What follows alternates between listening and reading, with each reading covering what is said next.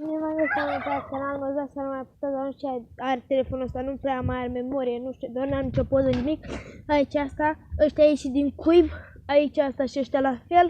Pe iepuroi l-am sacrificat, că nu mai mânca, aici satineta am băgat-o la stinghereală, că nu, băi, îmi bătea satinetul și stai aici. Așa, și ăștia aici, hai să trecem și la iepuri. Mă dați la porumbei. Am ajuns aici la porumbei. Le-am dat pâine, le-am dat hrană, le-am dat pâine. Stați că n-am lanterna pornită. Am pornit-o în ușă. Călcat într-o pâine. Aici am noutăți. Femeia asta cu bălțatul am luat. Primul ușor. Cu bălțatul ăla. Ăla e foarte rău la cuib. Aici Gălățean, părinții lui ăsta, se aleargă și la cuib. Ăsta l-a hrănit, văd. Și îl pun la loc, că la variază ăștia lanții. Aici puișori de la împoiați. Unul va ieși alb și unul ca măsa sau negru, list, nu știu ce culoare este ăsta. Ăsta este alb. Alb cred că iese după unde-i tasul, mă? După tasul care coada albă, cine știe ce bunici o avea. Aici albii au ouat. Un nou e bun. Și unul au ouat acum vreo 3 zile.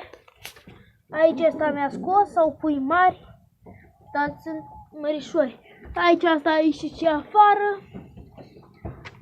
Ăștia nu știu când trebuie să scoată gălățenii. Deci am făcut niște schimbări. Asta era aici și lada asta acolo. Asta de aici am mutat-o acolo, lada aici și eu am bătut-o în cuie pe asta. Aici puișorii de la argintiu și de la neagra listă. Îi voi opri eu, m-am gândit. Asta va ieși argintiu și ăsta negru. Nu știu dacă va ieși negru. Negru list, dar da. Cum a ieșit să fie sănătos. Așa, deci eu trebuia să am niște achiziții de niște porumbei voiajori. Și eu am spus la un prieten, un fost prieten, că mă duc să-mi iau niște porumbei. Și m-a întrebat de la ce și eu am spus. Și el s-a dus înainte, a luat porumbei și după aia mai și mă întreba că ai fost la ăla, ai fost la ăla. Și na, minte de om. Deci eu n-am văzut așa ceva, deci dacă îi spun să duce el primul și ea și mai zice dacă am fost primul, da, lasă. Și astea sunt noutățile, capaca aia pe gri, căpăcita aia. O să o fac cu puiul ăla alb când s-o maturiza ei. Așa.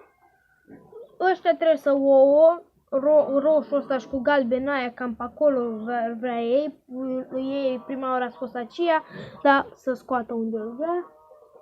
Oricum, când s-o mai duce coronavirusul ăsta, o să-mi fac volieră. Fac volieră mare, frumoasă. Na, cam asta a fost videoul de azi. Dacă v-a plăcut, nu uitați de like, să vă abonați, să apăsați pe clopoțel. Ăsta Andrei și ne revedem la următorul video. Pa!